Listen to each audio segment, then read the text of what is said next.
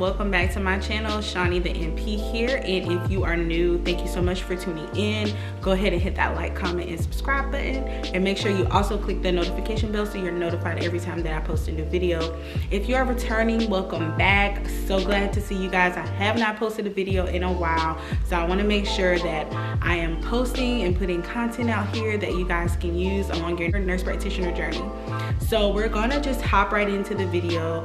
Reading through my comments, someone asked if I could do a video on how to obtain your preceptor. We all know, especially if you are in nurse practitioner school now, I know it's very stressful for me, the process of finding a preceptor and also keeping them throughout each course was just nerve-wracking. Like in nursing school where you have these wonderful nurses who just agree to be your clinical instructor. Not in nurse practitioner school. You have to really put yourself out there and find providers who will be willing to precept you. So let's just talk about first my experience when I initially had to obtain my preceptor. So luckily the program that I went to had a kind of like a catalog that we had access to. It was just a list of providers who had agreed to precept students previously in the programs. We basically had their contact info, whether that would be a cell phone, email, and we could call them and ask, hey, with the hopes that they were still willing to precept me. Hey, could you precept me for this course, this semester? That is how I found my very first preceptor. He was very nice. He was a physician in a rural area. I literally kept him for a good bit of my semesters. I had a really good relationship with him and also the nurse and medical assistant who worked there, and that is how I maintained my preceptorship. I literally remember in my final semester, I hadn't found anyone and I wanted to use him again. So I was calling the office, no one would answer. I left multiple voicemails for the office manager. She never returned my calls and I was panicking. So at the last moment, I was just like, I'm gonna message his nurse on Facebook. I forgot we were friends on Facebook. So I messaged her on Facebook. You guys, literally the next day, she messaged me back and said, oh, of course we can get you in. He's not precepting anyone. I'll make sure I tell the office manager tomorrow and we'll get you all situated. So I say that to say, I know it can be very stressful finding a preceptor. Oftentimes you're gonna feel like, I just can't do this, but don't give up.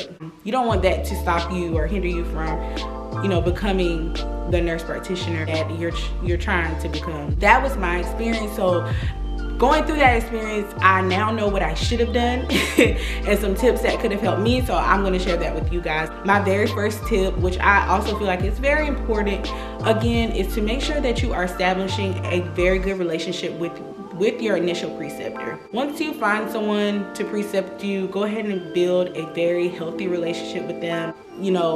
Build a relationship with the nurse like I did, the medical assistant. Go around and introduce myself to the physicians in the practice, the nurse practitioners, the physician's assistants. Introduce yourself to everybody. So that way, if you so happen to need a preceptor in that facility, you have someone you can go to and they can say, hey, well, I remember you. Sure, I'll precept you. And I also find that was an issue in a lot of cases. There were a lot of providers who didn't want to precept because they didn't know the individual personally. So that will help you in the long run to secure your preceptor, give you more options for a preceptor in the long run. The next tip I would say would be to make yourself known and get a good relationship with the office manager, whether that be if you're in a facility or even in a hospital setting. Whoever is assigning you to the preceptor initially, please get a good relationship with them. At the end of your clinical rotation, give them a thank you card, give the provider a thank you card, so that they know that you really appreciate them taking out their time to educate you while they're working. I think showing someone that you appreciate what they've done for you, it's never gonna fail you. People are always gonna remember, okay, this person said thank you and the student I had before never gave me anything. It's not something expensive. It's just, just say thank you. And I feel like that would definitely increase your chances of securing a preceptor in the future. My next tip is going to be to make sure that you are taking the time to look for a preceptor. With that being said, I know a lot of my classmates waited the last minute. You know, it wasn't really a big deal until the time came down to it, and it was like, I can't find anyone. Please do not procrastinate. You know, finding a preceptor is a very serious thing in nurse practitioner school, as we all know. It can actually prevent you from moving on to the next course. So it's not something you want to kind of wait around on or procrastinate on. This, you want to get through this program and be done, I would hope. Next tip would be to, if you know anyone who's taking the course or class before you, still can't find a preceptor, reach out to them and ask them, hey, is this preceptor still willing to precept the student? You know, give their information so I can reach out to them. Utilize your peers, or they're going to be able to help you as well. I did not do that. I wish I would have done that because it probably would have made my experience a little bit easier. Another tip would be to print up a resume, go to the clinic, the physician's office, not necessarily interrupting them, but there's an office manager, ask the receptionist if there's a nurse educator or anyone in the building who does preceptorships for students. Show your face so they know that you are serious about obtaining a preceptor.